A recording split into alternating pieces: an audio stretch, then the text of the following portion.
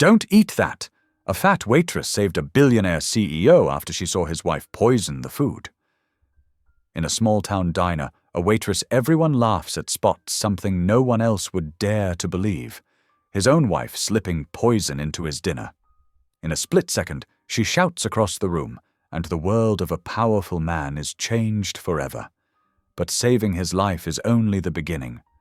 Because this waitress, mocked for her size and ignored for her worth, is about to step into a storm of lies, revenge, and dangerous secrets. The wife isn't finished, and the billionaire isn't ready to let go of the woman who risked everything to protect him. As gossip spreads and reputations are shattered, can a woman the world rejected stand tall against power, betrayal, and hate? Or will the truth destroy them both? Tell me in the comments where you're watching from right now, and if this story speaks to you, make sure you hit subscribe so you don't miss the next one. The morning sun peeked through the dusty windows of Miller's diner, casting long shadows across the worn linoleum floor. Ruby Mae Johnson adjusted her apron with practiced ease, her fingers smoothing out the wrinkles as she had done countless times over her 23 years of service. The familiar scent of coffee and bacon wrapped around her like a comfortable blanket, even as the weight of another day's challenges settled on her shoulders. "Morning, Miss Ruby," called out old Joe from his usual spot at the counter. His Vietnam veteran's cap sat crooked on his weathered head. Ruby's warm smile lit up her face, creating delicate creases around her eyes. "Good morning to you too, Joe. The usual." "You know it, sweetheart. Nobody makes hash browns quite like you do." She moved with surprising grace for her size, her steps measured and confident as she made her rounds. The morning regulars were filing in, the church ladies gathering for their post-service brunch, the factory workers grabbing coffee before their shift, and the usual crowd of retirees who treated the diner like their second living room. Behind the counter, Ruby could hear the whispers from Sarah, one of the newer waitresses. "I don't know how she moves carrying all that weight," Sarah muttered to Jenny, barely trying to keep her voice down.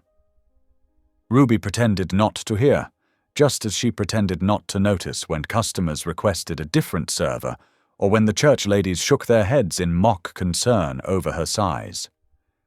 Instead, she began humming "Amazing Grace" under her breath, letting the familiar melody wash away the sting of their words.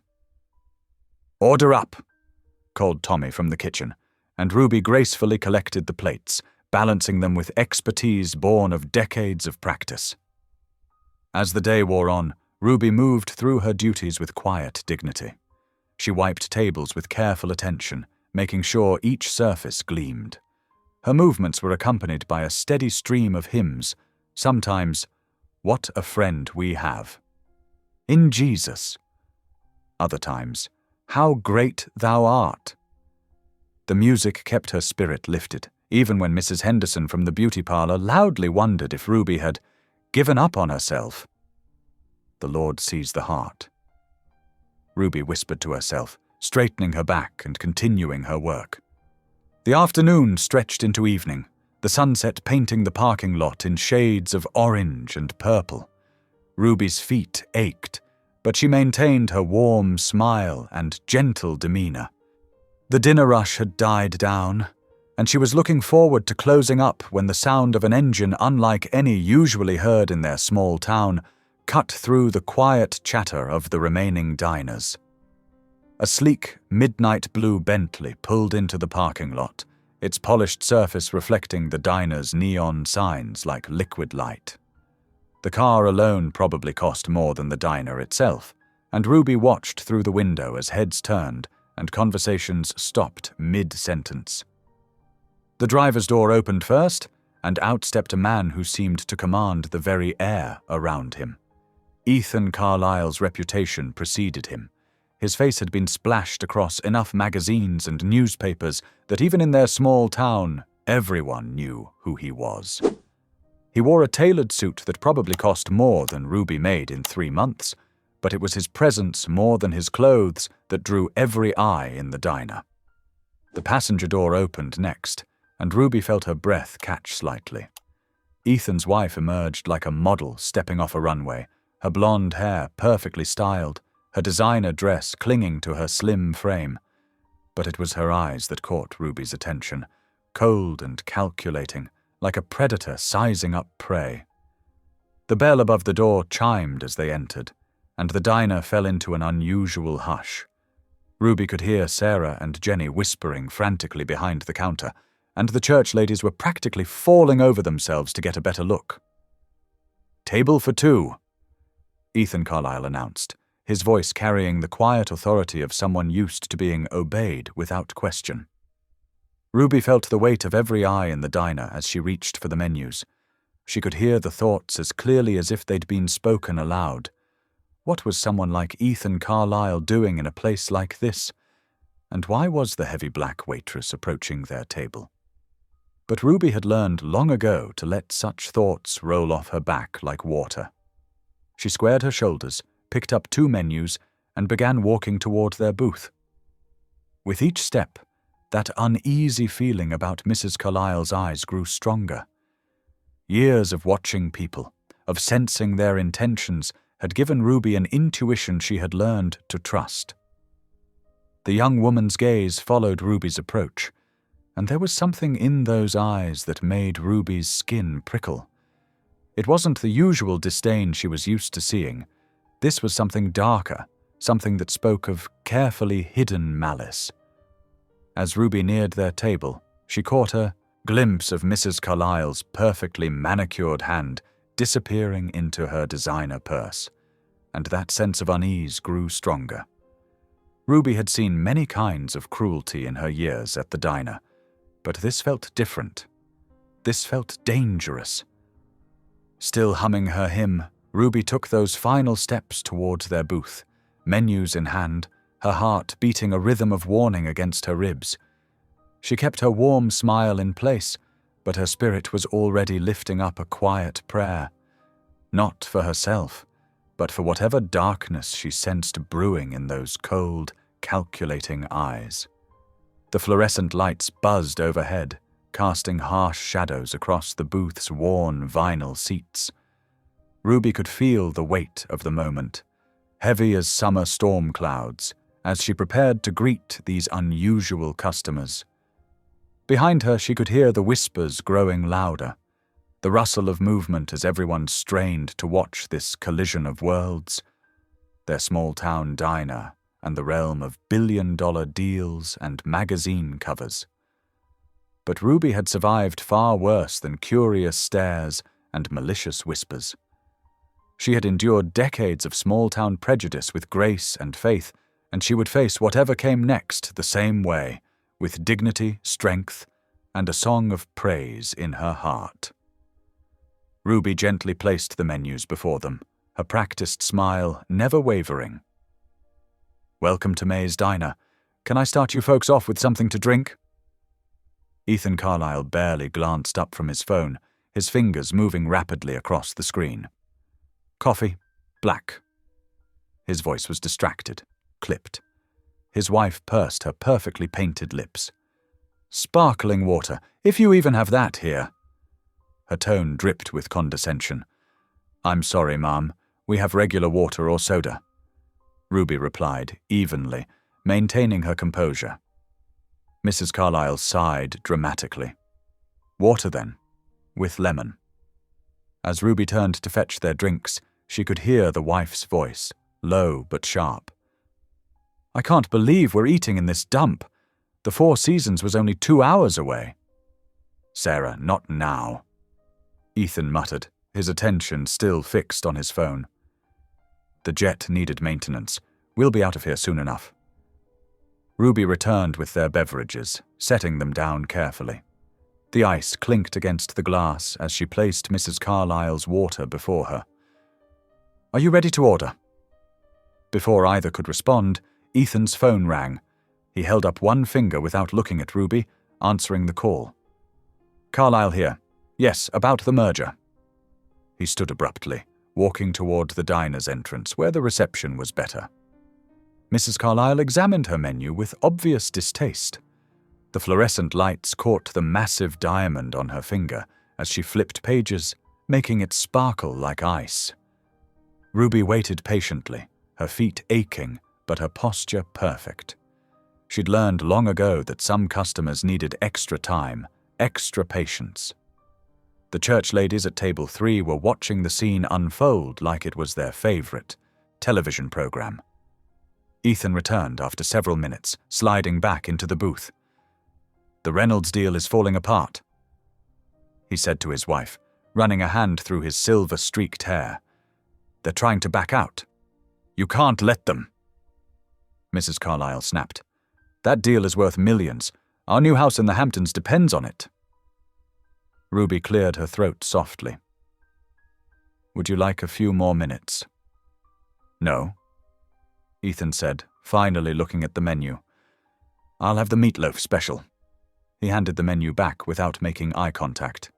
"House salad, dressing on the side," Mrs. Carlyle declared, practically throwing the menu at Ruby. As Ruby walked away, she could hear their conversation continue in heated whispers. She tried not to listen, but their voices carried in the quiet diner. "You promised me that house, Ethan. I won't let you mess this up like the Dubai project." "The Dubai project wasn't my fault, Sarah. The market shifted." "The market shifted because you got soft. You used to be ruthless. Now you're letting ethics get in the way of profits." Ruby busied herself preparing their orders, but she couldn't help noticing how Mrs. Carlyle's voice grew increasingly bitter, increasingly desperate. There was something dark there, something that made Ruby's skin prickle with unease. The phone rang again just as Ruby delivered their meals. This time, Ethan stepped outside entirely, pacing in front of the large windows as he gestured animatedly into his phone. Mrs. Carlyle stirred her salad listlessly, her eyes following her husband's movements.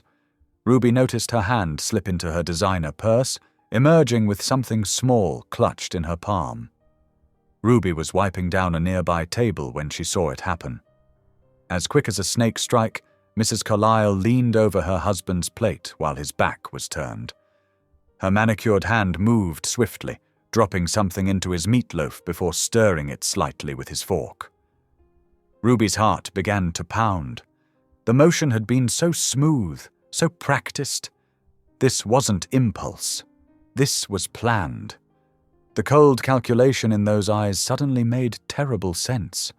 Time seemed to slow down. Ruby could hear the buzz of the fluorescent lights, the soft murmur of the diner regulars, the distant sound of traffic on the highway. Her mind raced through the possibilities, the consequences. If she was wrong, she'd lose her job. 20 years of service gone in an instant. She'd be labeled as crazy, hysterical. The town would never let her live it down. But if she was right... Ethan Carlyle was walking back toward his booth, slipping his phone into his pocket. His wife's face was a mask of innocence, but Ruby had seen the truth beneath it. Ruby thought of her mama's words from long ago. "Baby, doing right ain't always easy, but it's always right." Ethan reached for his fork. Ruby's voice cut through the diner like thunder. "Don't eat that." The words echoed off the chrome and tile, stopping every conversation, freezing every movement. All eyes turned to their corner of the diner, where Ruby stood with her hand outstretched, her heart pounding, but her voice firm and clear. The diner fell into a shocked silence. Every face turned toward Ruby, who stood with her arms still outstretched, her heart thundering in her chest. For one terrible moment, nobody moved. Then everything happened at once. Ruby lunged forward, her movements driven by pure instinct, and snatched the plate from beneath Ethan's hovering fork. The meatloaf slid precariously, but stayed on the plate as she clutched it to her chest. "How dare you!" Mrs. Carlyle shot to her feet, her designer heels clicking against the linoleum floor. Her face twisted with rage, but Ruby caught the flicker of fear in her eyes. This woman is completely out of line. She's insulting me, insulting our presence here." The diner's other customers sat frozen, forks suspended midway to mouths, coffee cups held motionless. Even the kitchen staff had emerged, drawn by the commotion. Ruby could feel her co-workers' eyes boring into her back, could almost hear their thoughts. Poor Ruby's finally lost her mind. "Mom?" Ruby said, her voice steadier than she felt. "I saw what you did. I saw you put something in his food while he was outside." Gasps rippled through the diner. Mrs. Carlyle's face flushed red, then pale. "This is absurd," she sputtered. "Ethan, are you going to let this woman speak to me like this? Do something!" But Ethan Carlyle wasn't looking at his wife. He was looking at the plate in Ruby's hands, his face a mask of confusion and dawning suspicion. "What exactly did you see?" he asked Ruby quietly. "She reached over while you were on the phone," Ruby said, meeting his eyes. "She took something from her purse and put it in your food. Mixed it in with your fork." "She's lying!" Mrs. Carlyle shrieked. "She's just a jealous, fat old woman who—" "That's enough!" Ethan's voice cut through his wife's tirade like a knife. He stood slowly, his tall frame towering over the booth. "Let me see that plate." Ruby handed it to him carefully. The diner watched in breathless silence as Ethan Carlyle, Billionaire CEO, bent over a plate of diner meatloaf and inhaled deeply. His expression changed subtly, and he straightened up. "There's an odd smell," he said. "Something chemical." He turned to his wife, who had gone very still. "Sarah." Mrs. Carlyle's composure cracked. "You're all insane," she said, but her voice trembled. She grabbed her purse and made a move towards the door. "Don't let her leave!" Ruby called out. Two of the regular customers, veterans who came in every Thursday for the meatloaf special, moved to block the exit. "Someone called the police," Ethan said, his voice hard as steel. Margie, one of Ruby's co-workers who had always been kind to her, was already on the phone. "Yes, police, please. At the Sunshine Diner. Possible attempted poisoning." Mrs. Carlyle's face had gone, from pale to ashen. "Ethan," she said, her voice suddenly soft, pleading. "Baby, you know I would never—" But Ethan had pulled out his own phone. "Gerald, I need you to send security to the Sunshine Diner and get my lawyers on the line." He paused, listening. "Yes, immediately." The next 30 minutes passed in a blur. Police cars arrived with flashing lights, their red and blue strobes painting the diner windows in alternate colors. Officers took statements from everyone present. They found a small vial in Mrs. Carlyle's purse and led her out in handcuffs, her mascara running down her face as she alternated between threats and pleas. The other customers watched it all unfold with undisguised fascination. Ruby heard fragments of their whispered conversations. "Did you see how that waitress just knew? Saved that rich fellow's life, I bet. Who would have thought our Ruby—" When the initial chaos had subsided, Ruby finally allowed herself to sit down in an empty booth. Her legs felt like jelly, and her hands were shaking so badly she could barely hold the glass of water someone had brought her. Ethan Carlyle slid into the booth across from her. He looked different now, his powerful aura somewhat diminished, his expensive suit slightly rumpled. For the first time all evening, he really looked at her. "You saved my life," he said simply. Ruby shook her head. "I just did what anyone would do." "No," he said firmly. "You did what few people would have the courage to do.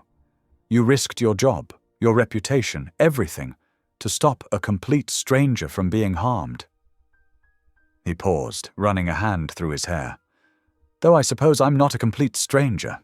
You must know who I am." "Doesn't matter who you are," Ruby said softly. "Nobody deserves to be hurt like that." The diner had begun to buzz again with conversation, but now it was different. Ruby could feel the change in the air. The regulars who had sometimes mocked her weight were looking at her with new respect. Her co-workers who had whispered behind her back were now speaking her name with pride. "Look at Ruby," she heard someone say.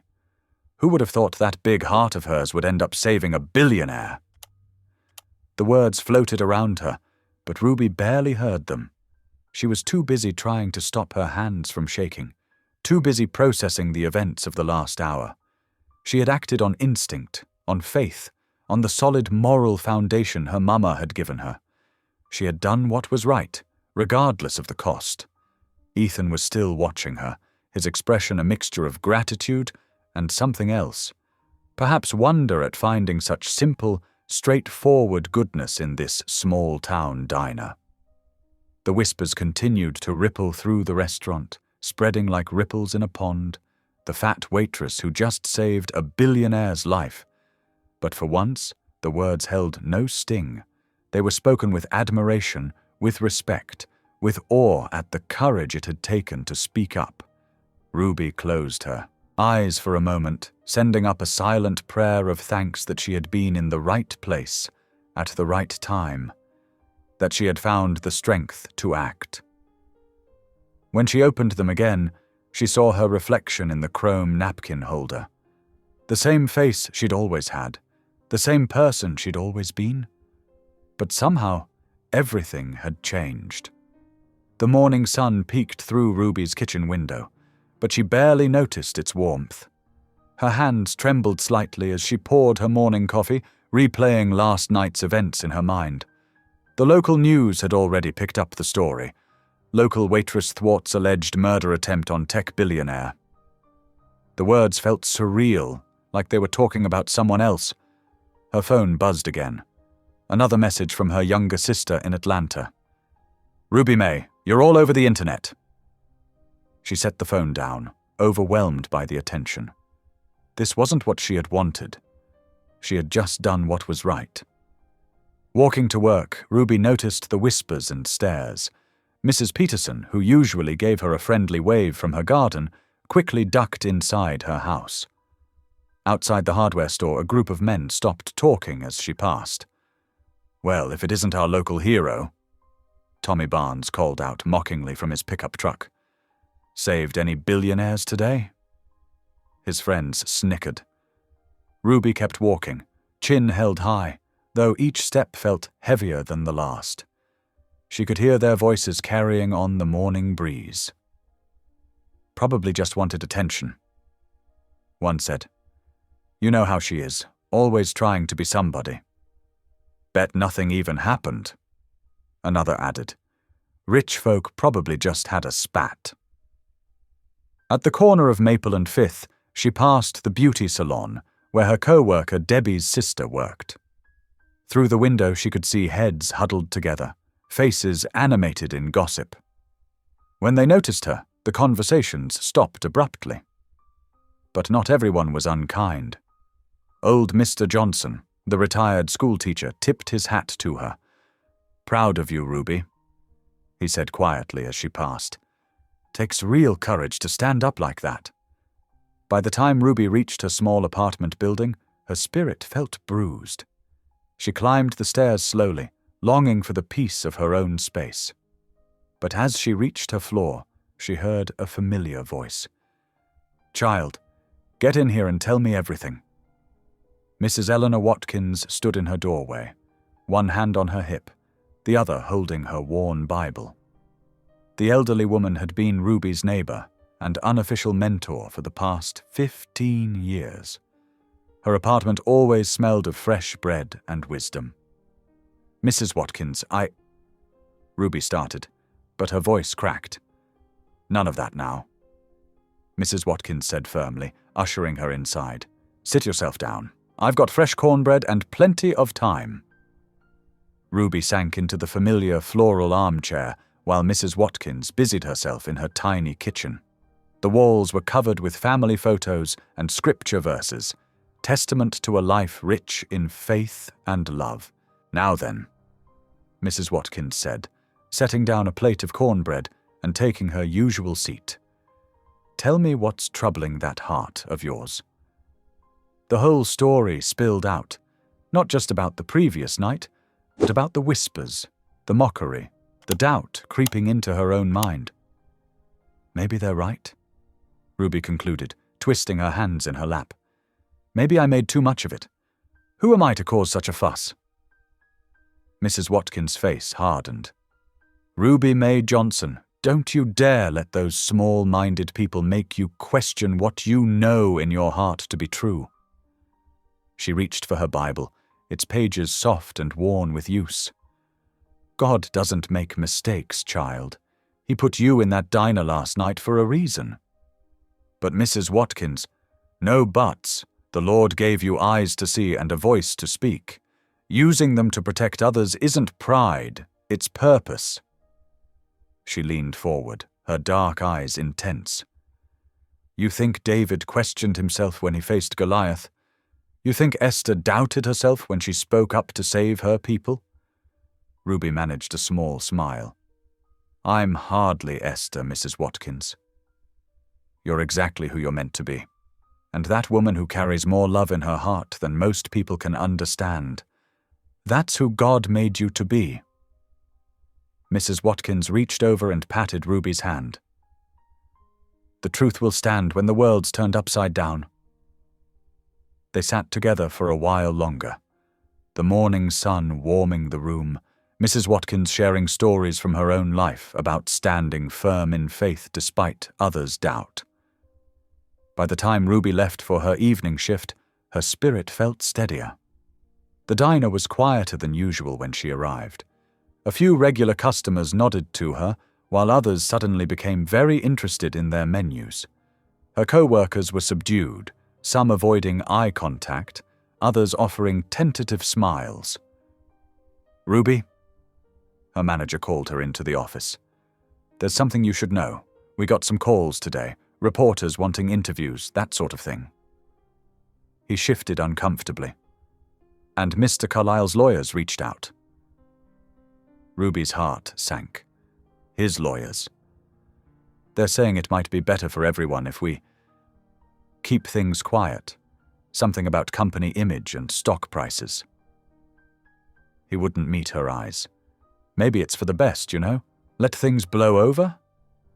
Ruby thought about Mrs. Watkins' words, about standing firm in truth. "I saw what I saw," she said quietly but firmly. "I won't say different." The evening progressed slowly. Ruby focused on her work, refilling coffee cups, taking orders, wiping tables. The routine was comforting, even as she felt the weight of stares and whispers. Around 8 o'clock, the bell above the door jingled. Ruby was behind the counter, coffee pot in hand, when she looked up. Her heart stopped. Ethan Carlyle stood in the doorway, alone. He was dressed more casually than the night before. Dark jeans and a grey sweater that probably cost more than Ruby's monthly rent. But it was his expression that caught her attention, determined, intense, focused entirely on her. The coffee pot trembled slightly in Ruby's hand as she realized he had come back. For her. The diner fell silent, every eye watching as the billionaire who had almost lost his life the night before walked purposefully toward the counter where Ruby stood frozen, holding that coffee pot like a shield between them. Ethan approached the counter, his expensive shoes clicking against the worn linoleum floor. The other customers pretended to focus on their meals, but their forks hovered motionless above their plates. "Miss Johnson?" he said softly. "May I have a moment of your time?" Ruby nodded, her throat tight. She set down the coffee pot with trembling hands and gestured toward an empty booth in the corner. As they walked, she could feel the weight of every stare in the diner. Ethan slid into one side of the booth while Ruby settled across from him. Up close, she could see the dark circles under his eyes, the slight tremor in his usually steady hands. This was a man who had just discovered his wife tried to kill him. "I needed to thank you properly," he began, his voice low and earnest. "What you did last night." He paused, searching for words.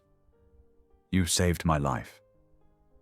Ruby smoothed her apron, uncomfortable with the intensity of his gaze. "Anyone would have done the same thing, Mr. Carlyle." "No," he said firmly. "They wouldn't have. Most people would have looked the other way." minded their own business. He reached into his jacket and pulled out an envelope. "I want to show my gratitude." The envelope landed on the table between them with a soft thud. Even sealed, Ruby could tell it was thick with cash. "Mr. Carlyle," she said, pushing the envelope back toward him without opening it. "I appreciate the gesture, but I can't accept that." Confusion flickered across his face. In his world, money solved everything. "Please," he insisted. "It's the least I can do. Name your price, whatever you think is fair." Ruby straightened in her seat, her voice gentle but firm. "Sir, I didn't do what I did for money. I did it because life is sacred. Every life has value, whether they're worth $1 or $1 billion. I couldn't stand by and watch someone get hurt, no matter who they were." Ethan stared at her, struck by the simple truth in her words. In his world of corporate takeovers and power plays, authentic goodness was as rare as desert rain. This woman had risked her job, her reputation, maybe even her safety, not for gain, but because it was right. "I don't understand," he said finally. "You could ask for anything. Set yourself up for life. Why wouldn't you take it?" Ruby's eyes softened with compassion. "Because some things matter more than money, Mr. Carlyle. Like being able to sleep at night knowing you did right by God and your fellow man." The silence between them stretched, filled with the quiet clink of silverware and murmured conversations from other booths. Ethan studied her face, the laugh lines around her eyes, the quiet dignity in her expression, the unwavering certainty of her convictions. "You're unlike anyone I've ever met, Miss Johnson," he said finally, tucking the envelope back into his jacket. A small smile touched Ruby's lips. "I'm just trying to live right, sir. That's all any of us can do." Ethan stood, but hesitated before leaving the booth. "I'll be back," he said, his voice carrying an undertone of promise. "We're not finished here." Ruby watched him walk out, his shoulders slightly less rigid than when he'd entered. The bell above the door chimed his departure, and slowly the diner's usual buzz of conversation resumed. The rest of her shift passed in a blur of coffee refills and food orders. Her co-workers shot her curious glances, but Ruby kept to herself, processing the strange encounter. It was nearly midnight when she finally turned onto her street, her feet aching from the long day.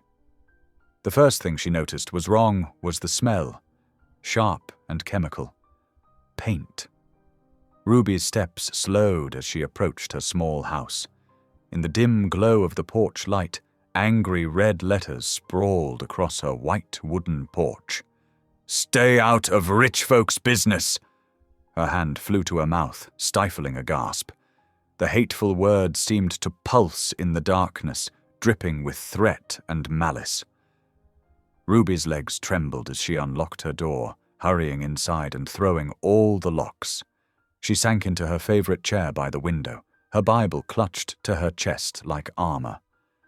Outside, shadows seemed to move in every corner of her yard. Was someone watching? Waiting? The darkness felt alive with menace. Ruby's fingers found Psalm 27 without conscious thought, the pages worn soft from years of seeking comfort in these words. Her voice trembled but grew stronger as she whispered into the darkness. "The Lord is my light and my salvation. Whom shall I fear? The Lord is the strength of my life. Of whom shall I be afraid?" The familiar words washed over her like a warm embrace. She might be afraid, but she wasn't alone. Never alone. "Lord," she prayed softly, her eyes fixed on the threatening message outside her window. "Give me strength, not for my sake, but for whatever purpose you have in all this. Help me stand firm in what's right, no matter what comes." The night pressed against her windows, full of unknowns and fears. But Ruby sat steady in her chair, her Bible open in her lap, praying for strength to face whatever tomorrow might bring. The morning sun barely peeked over the horizon as Ruby trudged toward Joe's diner. Her body felt heavy with exhaustion after a restless night, but her spirit remained unbroken.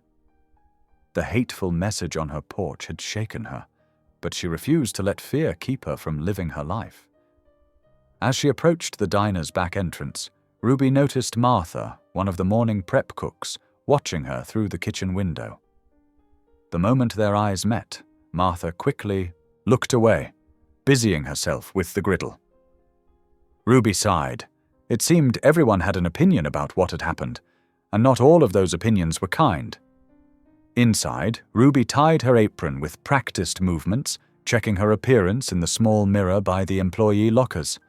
Dark circles shadowed her eyes, but she managed a small smile at her reflection.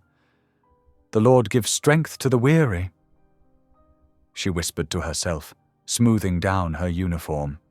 The morning rush brought its usual parade of regulars. Tom Webster, a retired postal worker, sat at his usual spot at the counter, newspaper spread before him. "Morning, Ruby," he called out, his voice carrying a hint of concern. "You doing okay after all that excitement?"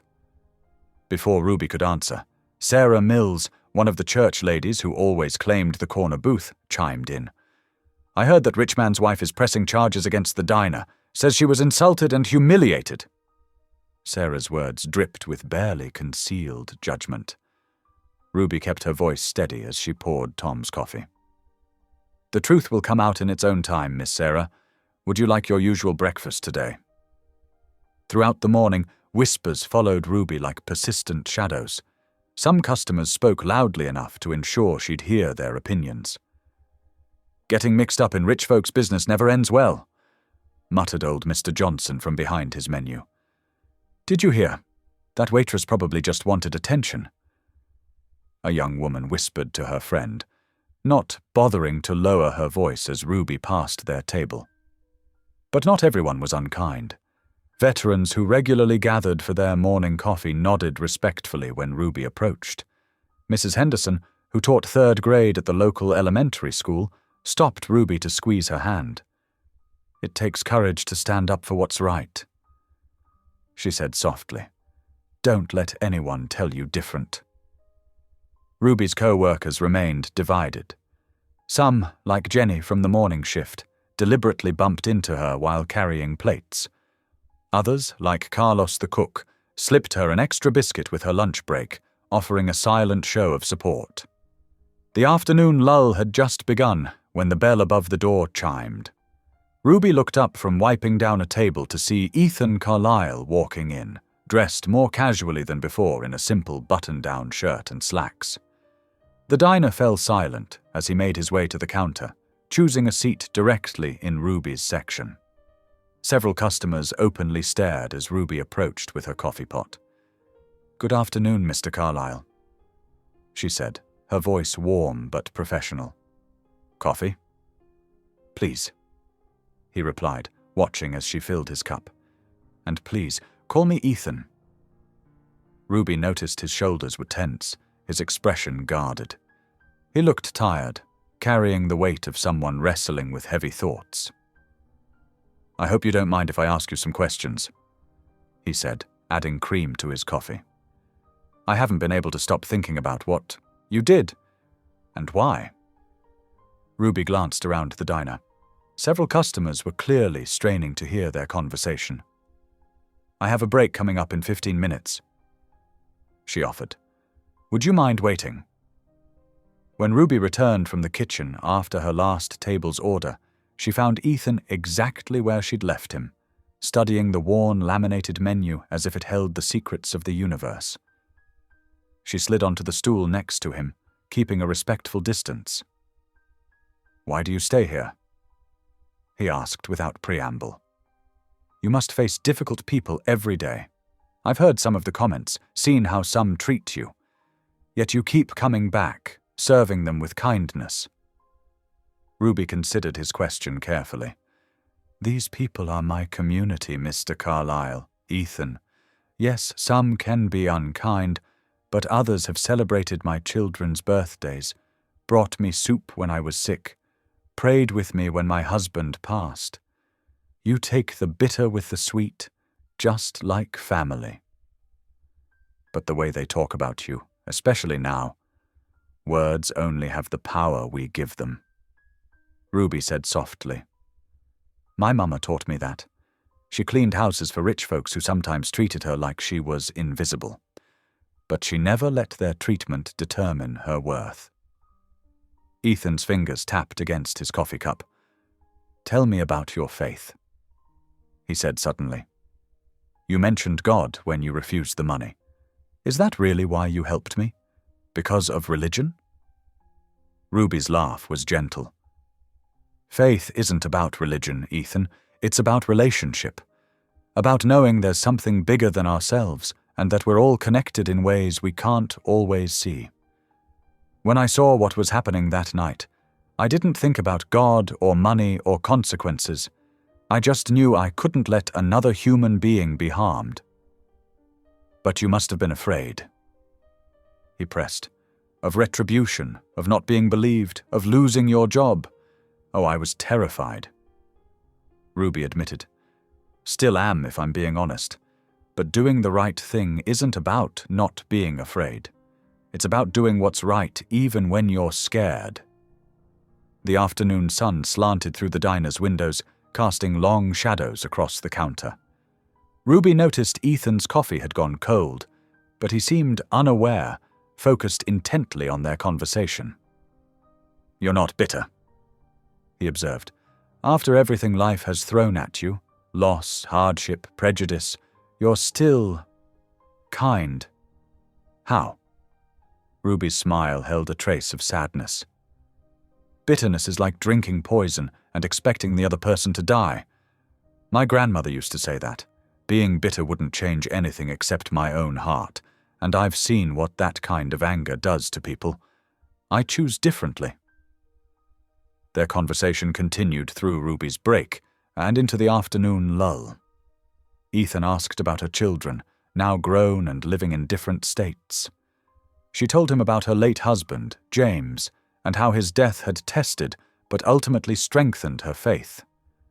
He listened with genuine interest, occasionally sharing bits of his own story, his driven path to success, the loneliness at the top, the hollow victory of achieving everything he'd thought he wanted. As Ruby's shift drew to a close, the sky outside had darkened to a deep purple. When she emerged from the back after changing out of her uniform, she found Ethan waiting by the door. Let me walk you home, he said, his tone brooking no argument. It's not safe for you to be out alone right now. Ruby thought about protesting, but remembered the threatening message on her porch. She nodded gratefully. They walked in comfortable silence, their breath visible in the chilly evening air. Ruby pulled her worn jacket tighter around her shoulders, and Ethan noticed her slight shiver. Here, he said, shrugging out of his expensive coat and draping it over her shoulders before she could protest. The night air's getting colder, he observed, matching his pace to hers. Winter's coming early this year. The autumn days melted into each other as September gave way to October. Every afternoon, like clockwork, Ethan's sleek car would pull into the diner's parking lot. The regulars had gotten used to seeing the billionaire at Ruby's counter, his suit jacket draped over the back of his chair, tie loosened as he sipped coffee and talked with her between her rounds. There he goes again, whispered Marlene, one of Ruby's co-workers, as she restocked sugar packets. What could a man like that possibly see in her? The whispers followed Ruby everywhere. Some were cruel, focusing on her size or her age, questioning what a wealthy man could want with someone like her. Others were tinged with curiosity and a grudging respect. The veterans who came in for their morning coffee had taken to nodding at her with newfound appreciation, and even some of the church ladies who'd previously turned up their noses at her now made a point of asking after her health. Don't let them get to you, Mrs. Peterson, one of her regular customers, said one morning. They're just jealous because you've got more character in your little finger than they have in their whole bodies. Ruby tried to keep her head down and focus on her work, but it was hard to ignore the stares and comments. She'd catch snippets of conversations that would fall silent when she approached tables, see the way people's eyes followed her as she moved through the diner. One Tuesday afternoon, Ethan arrived looking particularly determined. "Ruby," he said, settling into his usual spot. "I need your help with something." She raised an eyebrow as she poured his coffee. "Oh?" "I'm hosting a series of meetings with local business owners.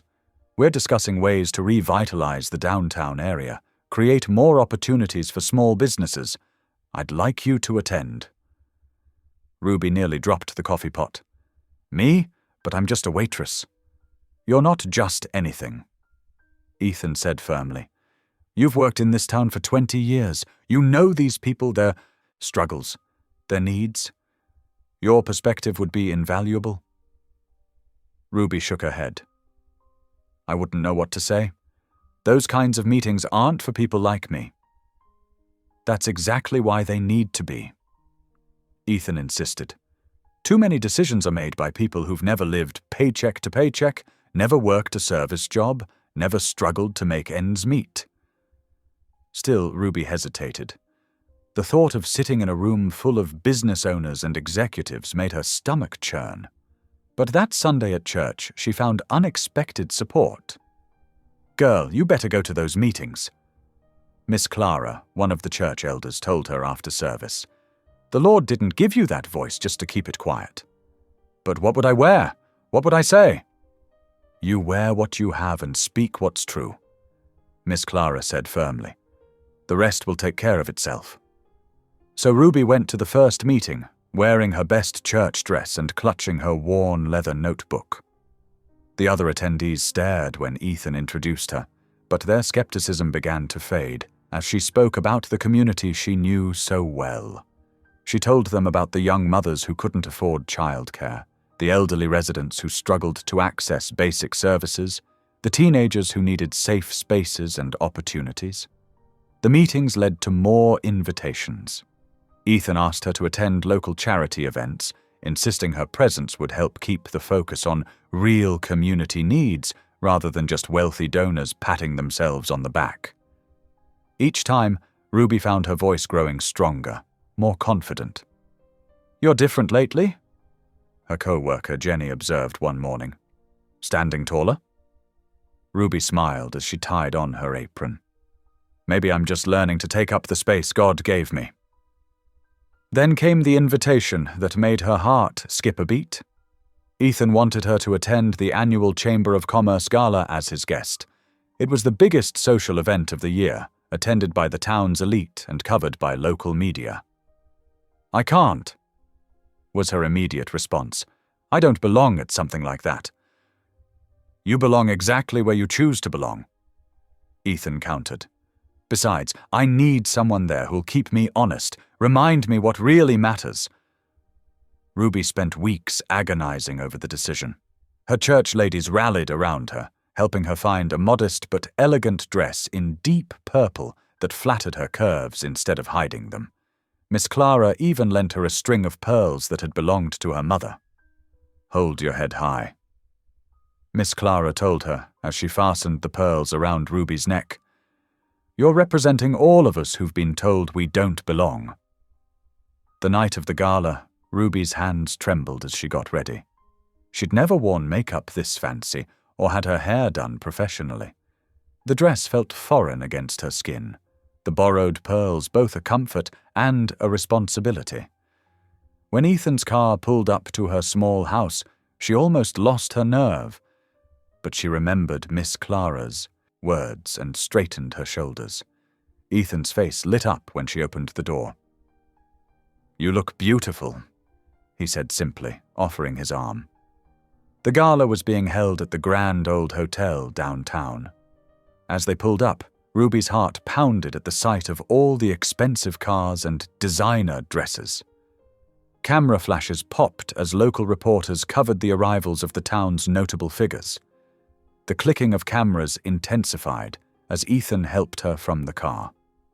Ruby felt the weight of hundreds of eyes on her as they walked toward the entrance. The crowd parted before them, conversations stuttering to a halt. Just inside the ballroom, Ethan paused. Rather than letting Ruby slip into the background as she'd planned, he guided her to the center of the room. The mayor approached, clearly expecting Ethan's attention, but Ethan turned to Ruby first. "I'd like you to meet Ruby Mae Johnson," he said, his voice carrying across the suddenly quiet room. "My honored guest this evening, and one of the most genuine people I've ever had the privilege to know." Ruby felt the shock ripple through the crowd. But as she stood there, Ethan's quiet support beside her, she realized something. The whispers and stares didn't have the power to make her small unless she let them. She'd earned her place here, not through wealth or status, but through the simple act of doing what was right when it mattered most. Taking a deep breath, Ruby smiled and extended her hand to the mayor. "It's nice to meet you," she said, her voice clear and steady. "I believe we have some things to discuss about our community." Ruby stood at the edge of the grand ballroom, feeling like a fish out of water among the glittering chandeliers and designer gowns. Her purple dress, though lovely, felt plain compared to the haute couture surrounding her.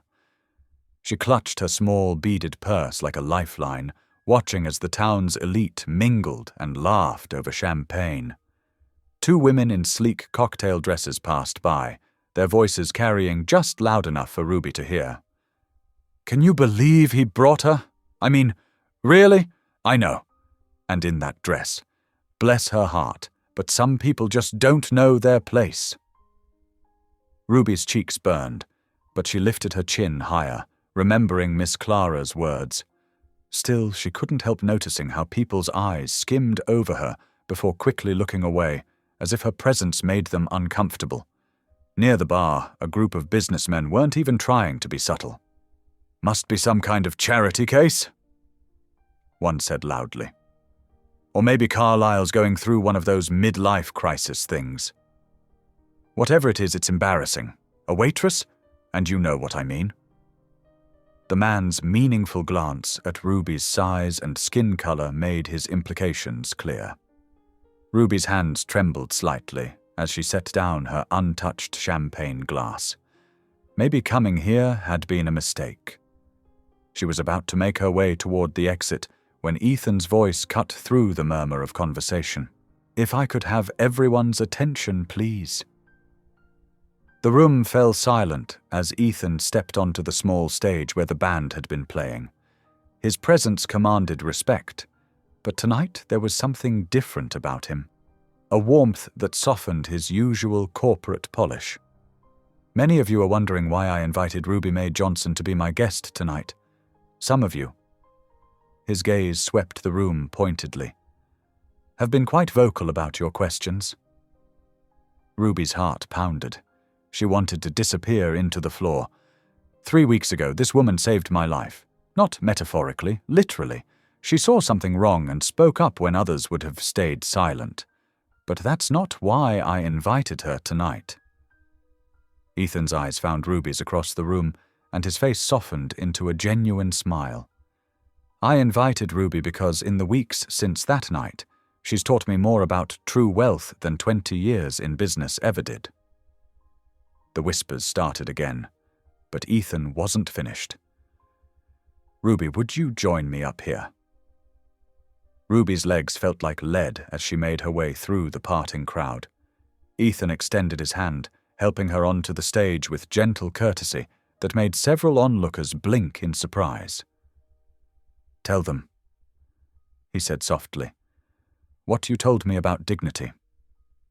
Ruby's throat went dry as she faced the sea of questioning faces. But then she thought about her regular customers at the diner, the tired mothers, the lonely elderly, the struggling students. She thought about Mrs. Watkins and her quiet wisdom, about Miss Clara's fierce pride. Her voice came out clear and strong.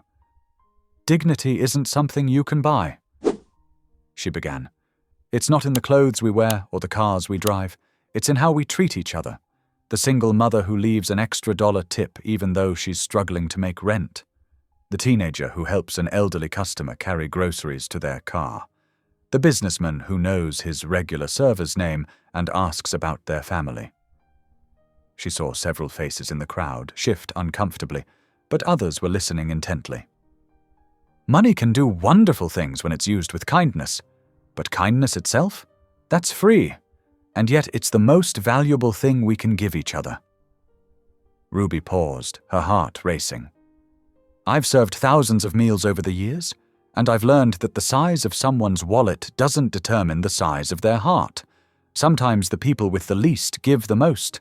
They understand that true wealth isn't about what you have, it's about what you share. The silence in the room was absolute. Then, from somewhere in the back, someone started clapping. The applause spread, growing stronger, until even some of those who had been whispering earlier joined in. Ethan's hand found the small of Ruby's back, supporting her as she stepped down from the stage. His touch was warm and reassuring, and she noticed his eyes were suspiciously bright. The rest of the evening passed in a blur.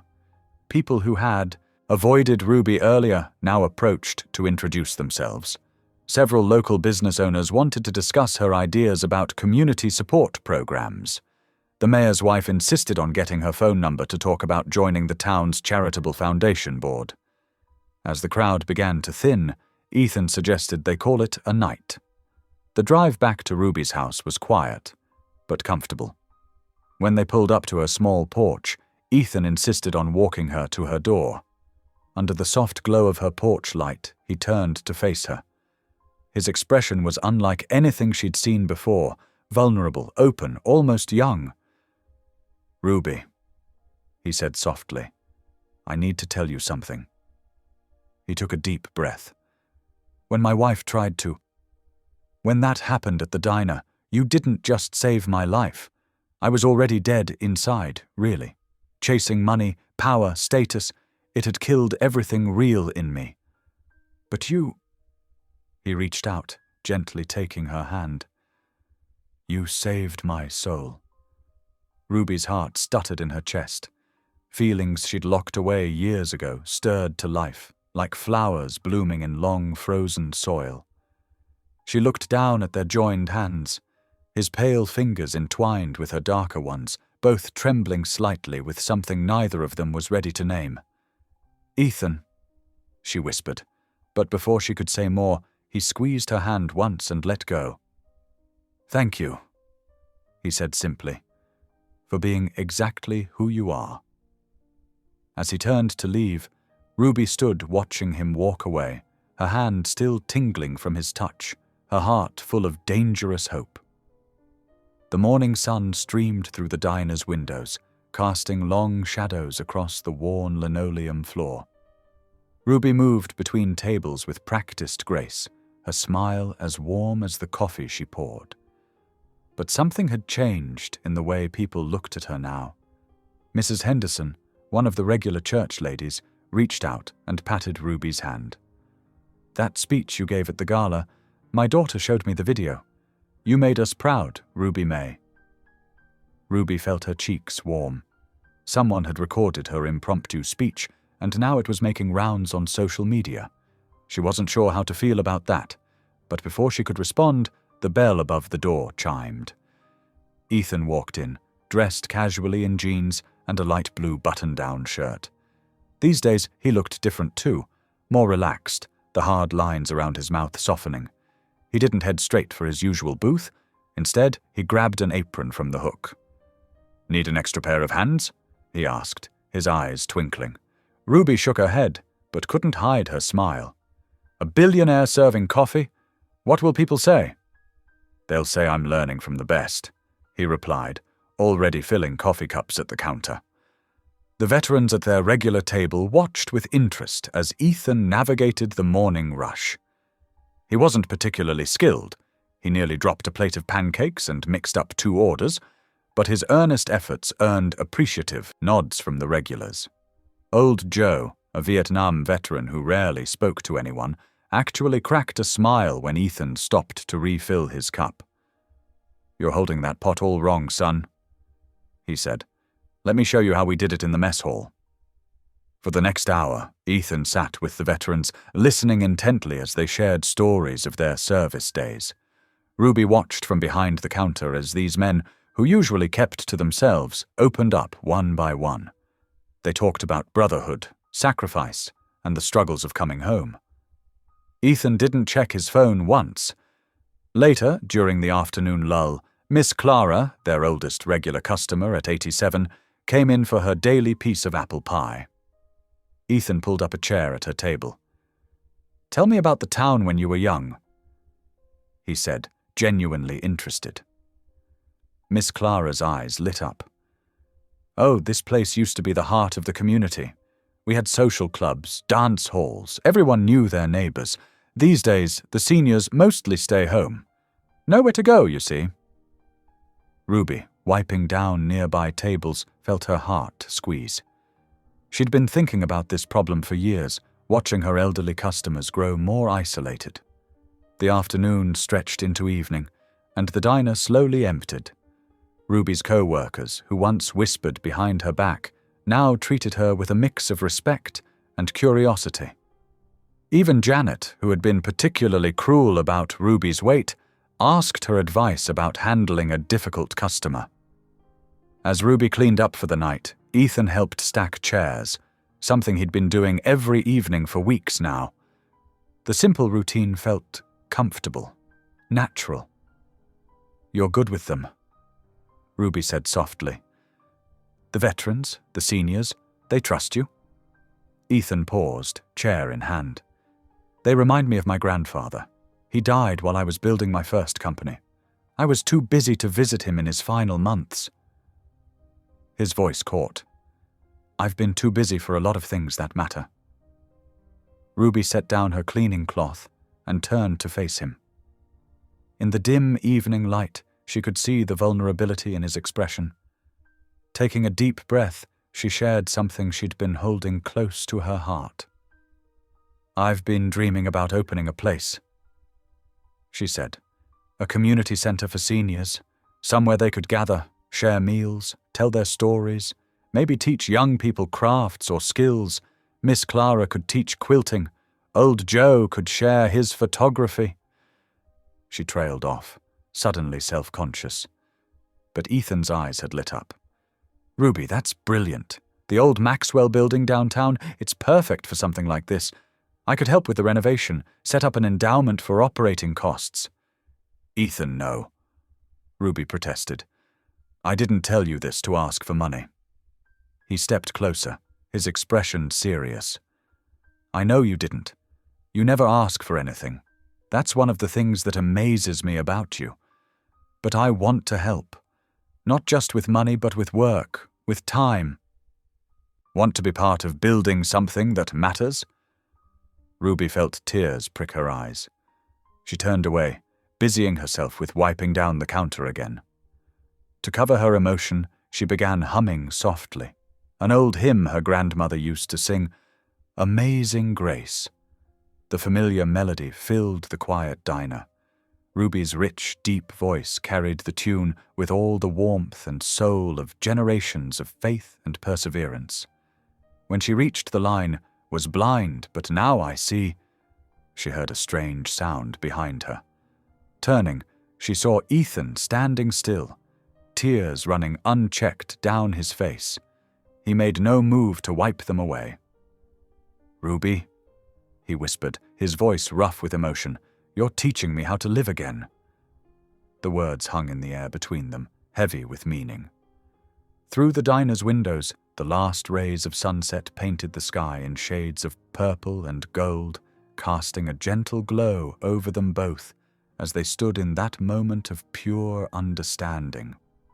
Ruby kept humming, letting the ancient hymn say what words couldn't, about grace, about second chances, about the mysterious ways that God could take two broken people and help them make each other whole.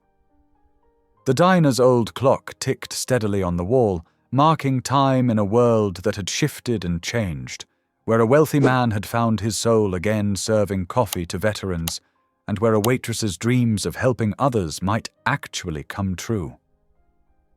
And through it all, Ruby's hymn continued to float in the air, a melody of hope and healing, while Ethan stood silent, tears still falling, learning what it meant to truly feel again. The morning sun streamed through the windows of Ethan's penthouse office as he paced, his footsteps muffled by the thick carpet.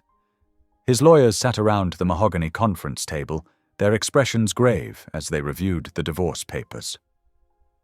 "Are you absolutely certain about this, Mr. Carlyle?" Richard Thompson, his lead attorney, asked. "The timing could affect your company's stock prices." Ethan stopped pacing and faced the wall of windows overlooking the city. "I've never been more certain of anything. Margaret tried to poison me. The police investigation confirmed it. And even without that—" He touched the window, his reflection showing a small smile. "I've found something real. Someone real." The lawyers exchanged glances. They'd all heard about the waitress who'd saved their client's life. Some had even met Ruby when Ethan brought her to corporate events. But this was different. This was their billionaire client preparing to announce his divorce and a relationship with a working-class woman. "We should prepare a press strategy," Sarah Chen, his PR director, suggested. "Get ahead of any potential backlash." Ethan nodded, but before he could respond, his phone buzzed. His assistant's voice crackled through the speaker. "Sir, you need to see this immediately." The large screen on the wall flickered to life, displaying the homepage of a notorious gossip website. Ethan's heart sank as he read the headline, "Billionaire's Savior or Calculated Seductress: The Truth About Ruby Johnson." The article was brutal. Anonymous sources, clearly fed by Margaret, painted Ruby as a manipulative woman who had orchestrated the entire poisoning incident to get close to Ethan's fortune. There were unflattering photos of Ruby at work, her weight emphasized by cruel captions. Worse, they'd dug into her past, twisting innocent events into scandalous implications. "There's more," his assistant said quietly. 3 more tabloids had picked up the story. Social media was already buzzing with cruel memes and mockery. Ethan's hands clenched into fists. "Get our legal team on this now. I want those articles taken down, and prepare a statement." His phone rang. It was Ruby. "Ethan." Her voice was barely a whisper. "Have you seen—" "Ruby, listen to me. None of it's true. We'll fight this. My co-workers left the articles printed out on my locker." She cut in. "They're all laughing, saying they knew all along I was just trying to trap you." Her voice broke. "And there are letters, horrible letters being slipped under my door." Ethan grabbed his keys. "I'm coming over right now." "No," Ruby said firmly, though he could hear the pain in her voice. "No, Ethan, I need time, space to think." "Ruby, please." "I'm not answering my door or my phone after this call. I'm sorry, but I just can't right now." The line went dead. Ethan stood frozen, phone still pressed to his ear, as his team watched in silence. Over the next 3 days, Ethan tried everything. He sent flowers, letters, messages. He went to the diner, but Ruby had taken time off. He waited outside her house, but she wouldn't answer the door. Her neighbor, Mrs. Watkins, finally took pity on him. "She's hurting something fierce," the elderly woman told him. "Those vultures, they're not just attacking her looks or her character. They're making fun of her faith, saying she used God as a way to get to you. For Ruby, that's the deepest cut of all." Meanwhile, the media frenzy grew worse. Margaret gave tearful interviews, claiming she was the real victim, that Ruby had somehow manipulated evidence to frame her. Despite the ongoing criminal investigation, the public seemed eager to believe the worst about Ruby. At the diner, Ruby's co-workers, who had finally begun to respect her, now turned cruel again. Janet left magazine clippings with particularly nasty headlines in Ruby's workstation. Others made loud comments about gold diggers when customers mentioned the story. More letters appeared under Ruby's door each day. Some were from strangers, filled with hate and judgment. Others were from local people she'd known for years, expressing their disappointment in her true character. Inside her small house, Ruby moved like a ghost. She stopped singing her hymns. She barely ate. She kept the curtains drawn against the occasional photographer, trying to get a shot through her windows. On the 7th night of her self-imposed isolation, Ruby sat at her kitchen table in the dark. The only light came from a small candle she'd lit, its flame casting weak shadows on the wall. Her Bible lay open before her, its pages spotted with tears. The pile of cruel letters sat untouched in the corner. Her phone, filled with missed calls from Ethan, remained switched off. The silence pressed in around her, broken only by the soft ticking of her grandmother's old clock. Ruby's hands trembled as she clasped them together. Her voice, when it came, was raw with emotion, but still carried that deep, rich quality that had so often filled the diner with joy. "Lord," she whispered, "if I was wrong to believe in love again, take this burden from me." The candle flickered, sending shadows dancing across her tear-stained face. Outside, a car passed slowly, probably another reporter hoping to catch a glimpse of the woman who dared to dream above her station. Ruby barely noticed anymore. She sat there in the darkness, her prayer hanging in the air, waiting for an answer that seemed very far away. The old clock kept ticking, marking time in a world that had suddenly become much colder and lonelier than before.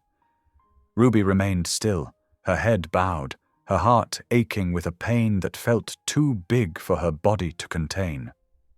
The candle continued to burn, its small flame a reminder of the faith that had always sustained her, even as shadows gathered thick around her soul. The morning sun cast long shadows across Ethan's office as he stared at his phone for the 100th time. No messages, no calls. Ruby's silence echoed louder than any words could. He straightened his tie, a habit born from years of boardroom battles, but this was different. This wasn't a business problem he could solve with money or influence. This was about heart and soul, things Ruby had taught him to value again. "Sir." His assistant poked her head in. "The press is still waiting for a statement about Ms. Johnson." Ethan's jaw tightened. "Tell them nothing." He grabbed his keys and headed for the elevator. The morning traffic barely registered as he drove to the diner, his mind filled with memories of Ruby's warm smile, her gentle humming, the way she made everyone feel special, from grumpy veterans to lost souls seeking coffee and kindness at midnight. The bell above the diner door chimed as he entered. The usual morning crowd fell silent, all eyes turning to watch the billionaire who'd become a regular fixture here. But the one face he sought was missing. Janet, one of Ruby's co-workers, approached with a smirk.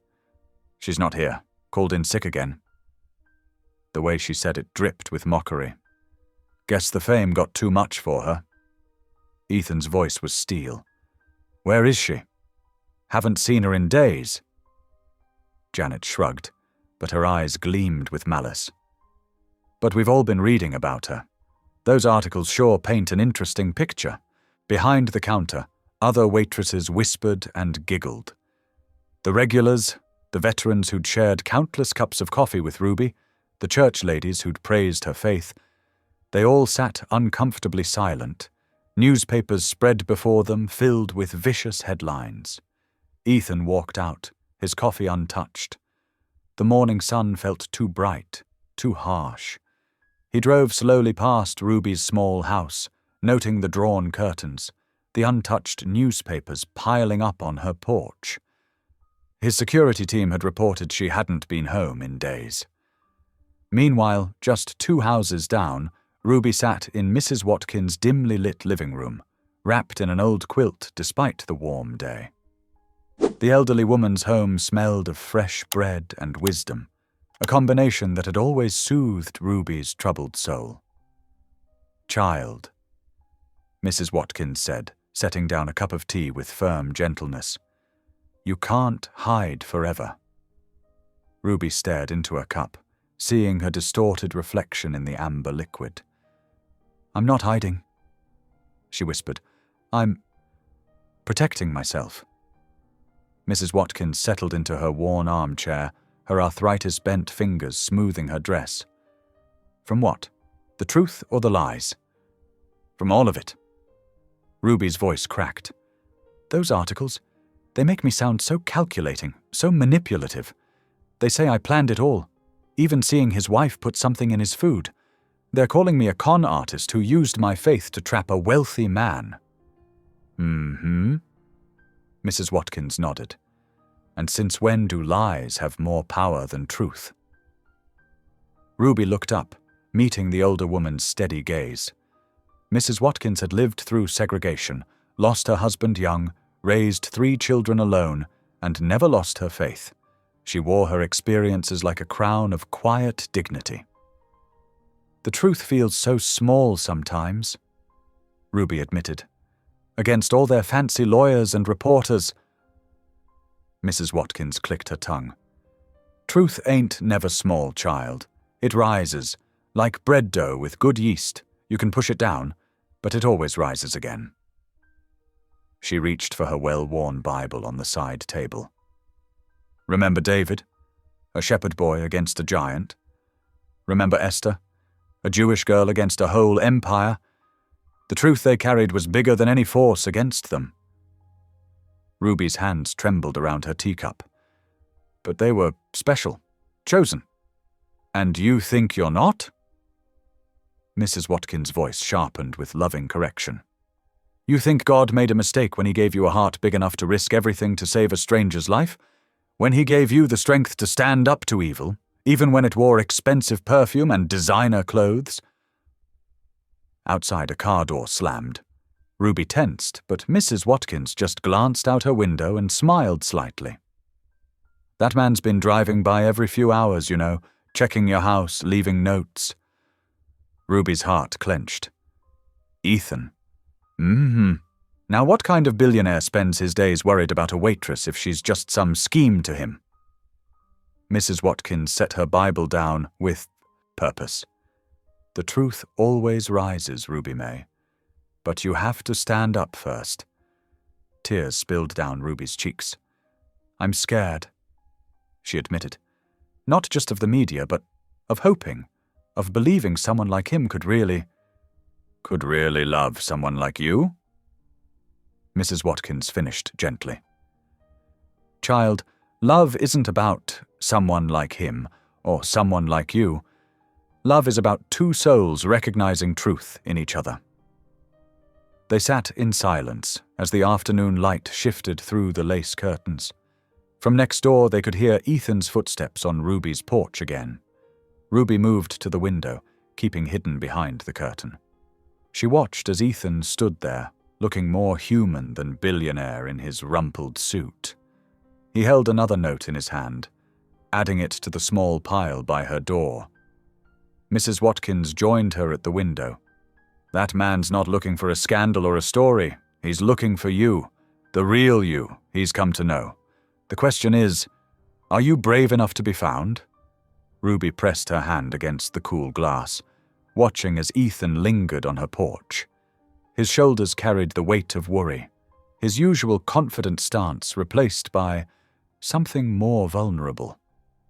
Finally, he turned to leave. But before he did, he touched the door gently, as if trying to reach through it to the woman he couldn't find.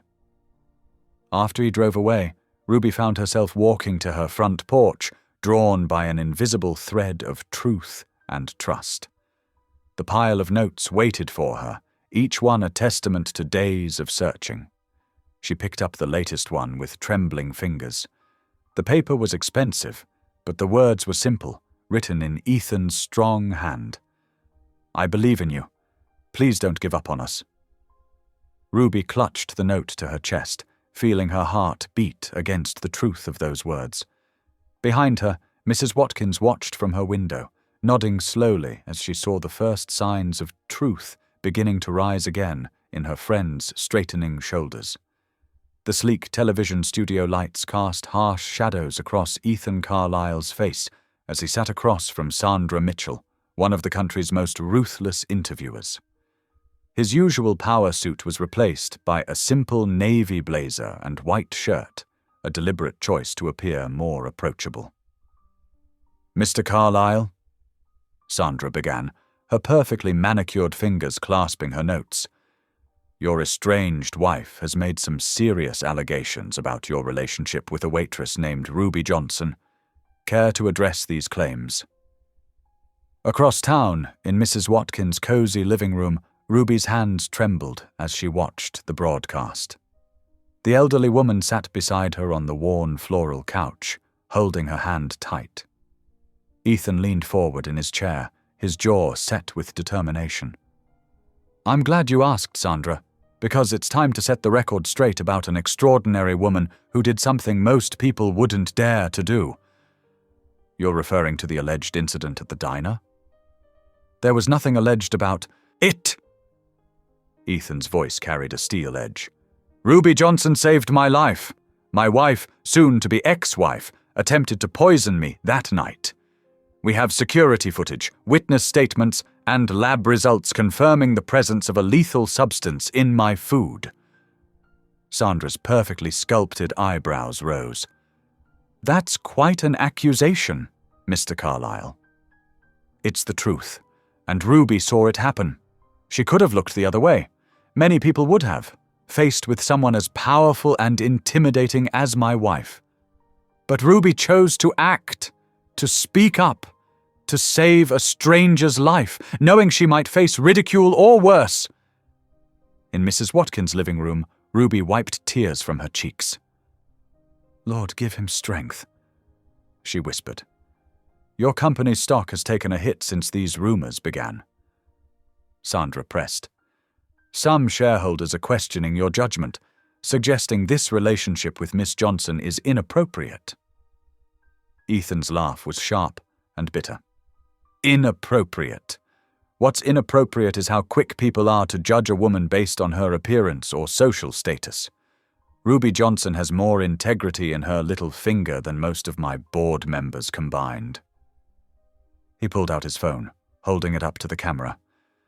"This is my daily reminder of what matters. It's a photo of the booth where I first met Ruby, where she served me coffee with genuine kindness, not because I was wealthy, but because that's who she is.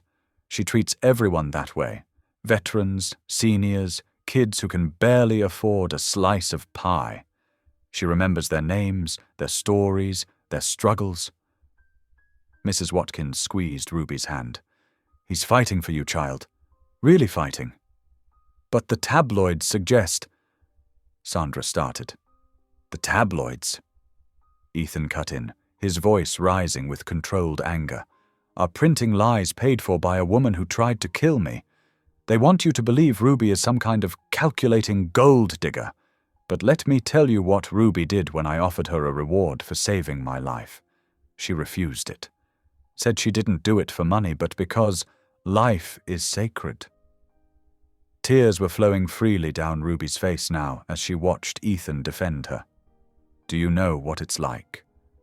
Ethan continued, emotion making his voice rough.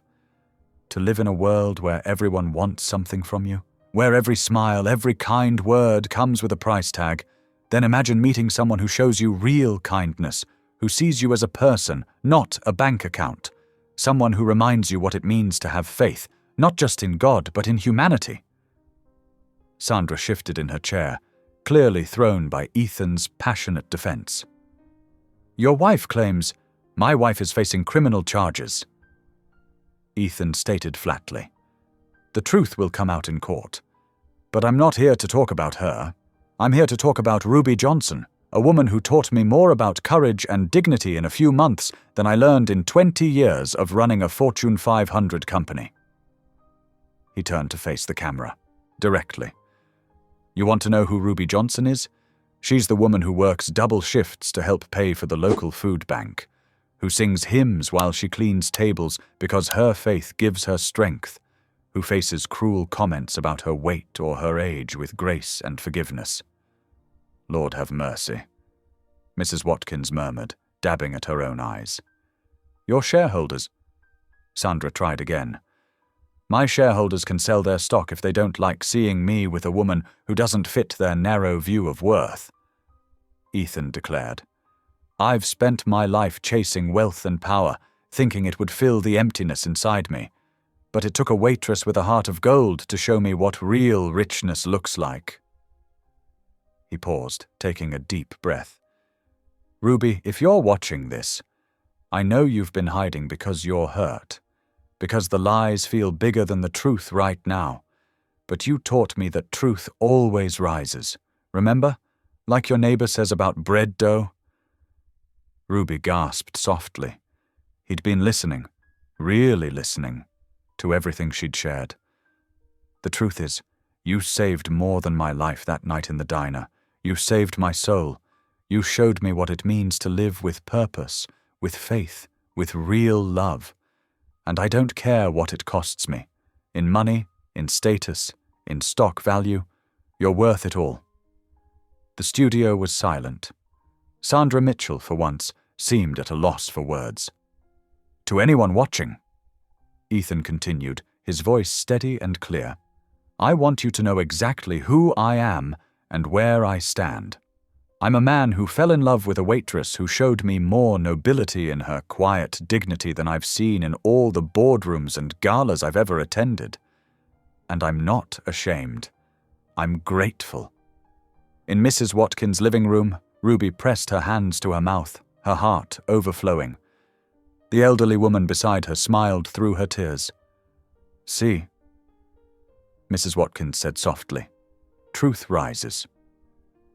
On screen, Ethan was finishing his interview. So print your headlines, sell your stocks, spread your rumors. But know this, Ruby Johnson is the best thing that ever happened to me, and I'll spend the rest of my life making sure she never doubts her worth again. The camera pulled back, showing Sandra Mitchell's stunned expression and Ethan's unwavering determination. Ruby stared at his image, seeing not the powerful CEO, but the man who had learned to be vulnerable, who had found his way back to faith through her example. He really means it, Ruby whispered, her voice filled with wonder and dawning joy. He really means every word. Mrs. Watkins patted her hand. Of course he does, child. Real love speaks truth, no matter the cost. And that man just laid his whole empire on the line to speak his truth about you. The television program cut to commercial, but Ruby kept staring at the screen, her heart full of something that felt like sunrise after a long, dark night. The truth was rising, just like Mrs. Watkins had promised. And this time, Ruby was ready to rise with it. The morning after Ethan's television interview, Ruby stood at her front door, staring at an unexpected sight. Her porch, which had been marred by hateful graffiti just days before, was now covered in bouquets of flowers. Bright daisies, cheerful sunflowers, and elegant roses created a rainbow of colors against her worn wooden steps. Mrs. Watkins approached from next door, smiling knowingly. The church ladies have been dropping those off since dawn. Seems like folks are finally seeing what I've known all along. You're a blessing to this town, Ruby Johnson. Ruby's eyes welled up as she bent to pick up a card nestled among the flowers. The handwriting was shaky but familiar. It belonged to Miss Martha from her Sunday school class. We were wrong to stay silent. Your courage reminds us what real faith looks like. God bless you, dear Ruby. As she made her way to work, Ruby noticed a shift in the way people looked at her. Instead of whispers and sideways glances, she received warm smiles and respectful nods. Outside the diner, Mr. Peterson, a Korean War veteran who'd been coming in for coffee every morning for 15 years, was waiting. Miss Ruby. he said, standing straighter despite his cane. He extended his weathered hand. Want you to know what that rich fellow said about you on TV? He was right. You've got more class in your little finger than most folks have in their whole body. We veterans, we know courage when we see it. Ruby shook his hand, touched by the trembling firmness of his grip. Thank you, Mr. Peterson. Your coffee will be ready just how you like it. Inside the diner, the atmosphere had changed dramatically. Her co-workers, who had mocked her just days ago, now seemed ashamed to meet her eyes. Betty, who had been particularly cruel with her gossip, approached Ruby in the break room. I've been awful mean, Betty admitted, twisting her apron in her hands. My mama raised me better than that. I'm sorry, Ruby, real sorry. Throughout the morning, strangers came into the diner just to thank her. A young mother with 2 small children touched Ruby's arm and said, My girls saw that interview. I want them to grow up brave like you.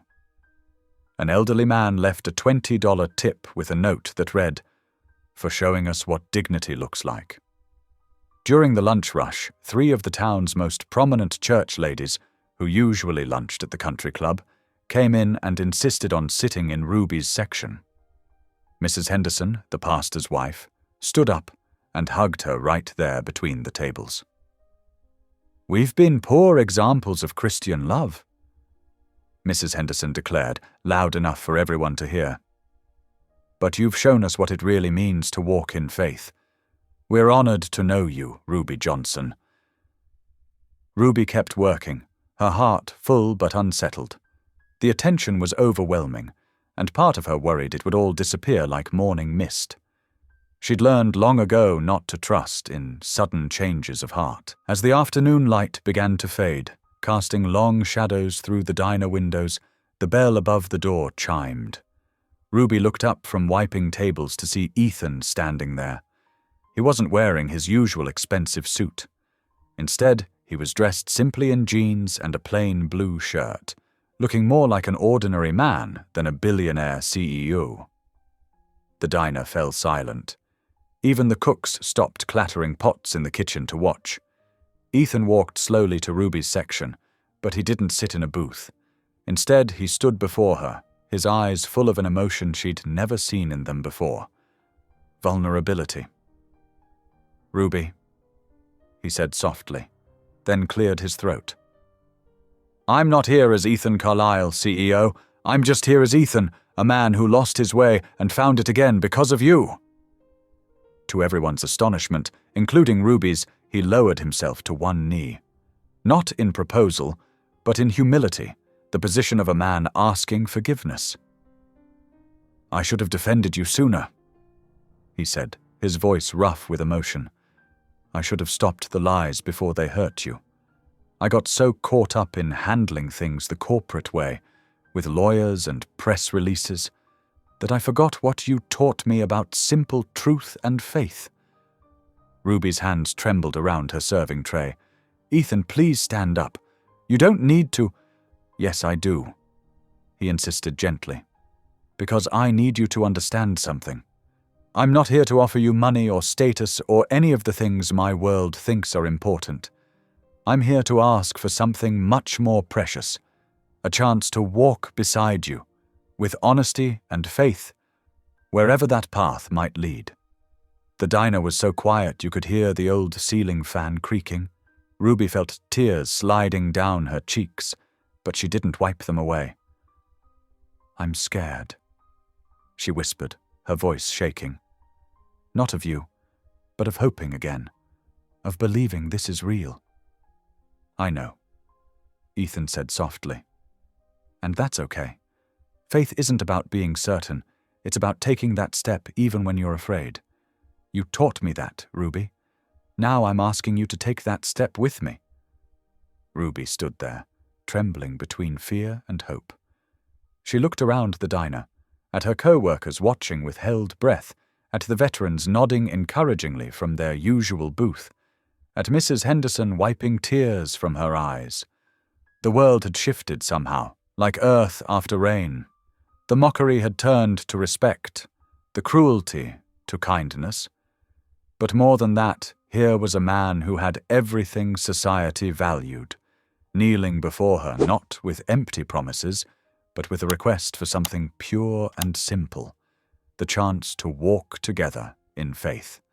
Ruby's heart pounded so hard she could barely breathe.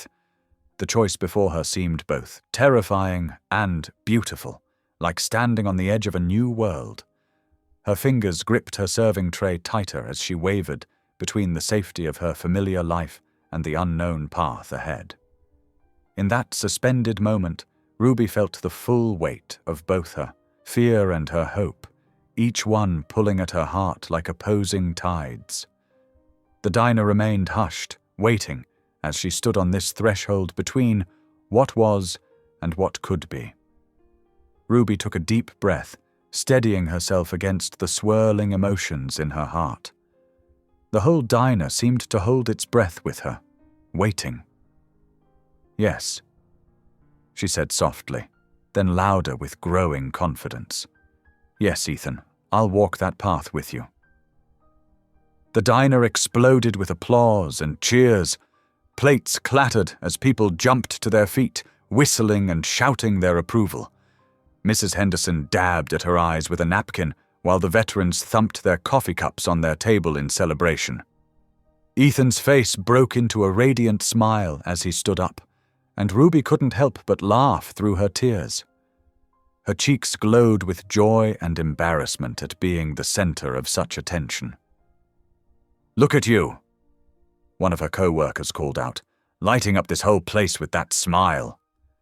Ethan reached for Ruby's hand, his touch gentle but sure. "Speaking of lighting up places," he said, "I believe you mentioned a dream about helping others." Ruby nodded, suddenly shy. "The senior community center, but that's just nothing," Ethan interrupted firmly. "It's a beautiful vision, Ruby, and I want to help make it real." He turned to address the crowd in the diner. "Ruby saw value in me when I was at my lowest. She showed me that true wealth isn't in bank accounts. It's in how we care for each other. That's why I'm pledging my resources to build a community center that reflects her heart." Fresh tears spilled down Ruby's cheeks. "Ethan, you don't have to." "I want to," he insisted. "This town needs more of your kind of leadership, the kind that comes from compassion and faith." The atmosphere in the diner shifted as people began to see Ruby in a new light. The same customers who had once whispered cruel jokes about her size now looked at her with respect. Her co-workers, who had sometimes joined in the mockery, now beamed with pride at working alongside her. Old Mr. Jenkins, a veteran who'd been coming to the diner for 20 years, stood up shakily with his cane. "Ruby's been serving us coffee and kindness for decades," he announced. "About time we all recognized the blessing she is to this community." "Amen to that," Mrs. Henderson called out, starting another round of applause. Ruby felt overwhelmed by the love and support flooding the room. She squeezed Ethan's hand, grateful for his steady presence beside her. "I think," she said, finding her voice, "that maybe we could all use a fresh start, a chance to see each other with new eyes." Ethan smiled down at her. "That's exactly what you gave me, Ruby. A fresh start and new eyes to see what really matters." The cook stuck his head out from the kitchen, grinning. "Well, don't just stand there, you two. Get out of here and start planning that community center. We'll handle things here." Ruby laughed, untying her apron. "Are you sure? Go on," her co-workers insisted, shooing them toward the door. Hand in hand, Ruby and Ethan walked toward the diner's exit. When they opened the door, they found a small crowd had gathered outside, word having spread quickly through the small town. People stood on the sidewalk, smiling and calling out good wishes. Mrs. Watkins, Ruby's elderly neighbor, stood at the front of the group, her eyes shining with joy. "See?" she called out. "I told you God doesn't make mistakes!" Ruby felt Ethan's hand tighten around hers as they faced the hopeful crowd together. In that moment, she realized that sometimes the greatest acts of faith aren't the dramatic ones. Sometimes they're as simple as opening your heart to possibility, one step at a time. The late afternoon sun painted the sky in shades of gold and pink, casting a warm glow over the gathered townspeople. Their faces shone with something more than just curiosity now. There was genuine warmth there, and hope, and the sense that something special was unfolding in their community. Ruby and Ethan stood together at the top of the diner steps, surrounded by the good wishes of their neighbors, their joined hands a symbol of the bridge being built between two different worlds, not through wealth or status, but through the simple power of faith, courage, and love. The late summer breeze carried the scent of fresh paint and new beginnings as people gathered outside the gleaming community center. Bright banners welcomed seniors, veterans, and families to the grand opening celebration. The building stood proud against the blue sky, its wide windows reflecting the afternoon sun. Ruby stood at the podium, her hands trembling slightly as she adjusted the microphone. She wore a beautiful navy dress that complemented her warm brown skin, and her eyes sparkled with joyful tears. The crowd before her represented every part of their small town. Old-timers who'd been coming to her diner for decades, young families with children, and even some of the wealthy folk who'd once looked down their noses at her. Ethan stood to the side, watching her with pride. He'd traded his usual business suit for simple slacks and a white shirt, looking more at peace than anyone had ever seen him.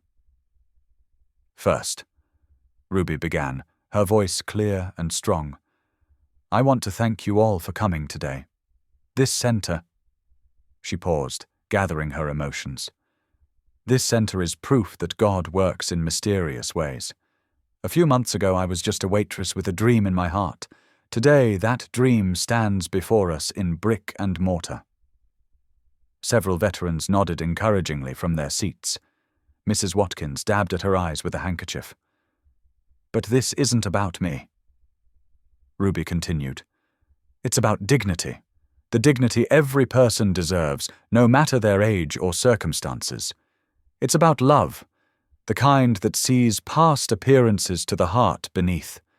And most importantly, it's about faith, faith that carried me through dark times and brought me to this moment." She turned to smile at Ethan, who stepped forward to stand beside her. "I want to thank Ethan Carlyle, who chose to stand with me when it would have been easier to walk away, who saw value not in what I owned, but in what I believed." Ethan reached for her hand, squeezing it gently. "But above all," Ruby's voice grew stronger, "I give all glory to God, because without his guidance, none of this would be possible. He turned ridicule into respect, fear into courage, and a simple dream into this beautiful reality." Applause erupted from the crowd. Several of the diner regulars whistled and cheered.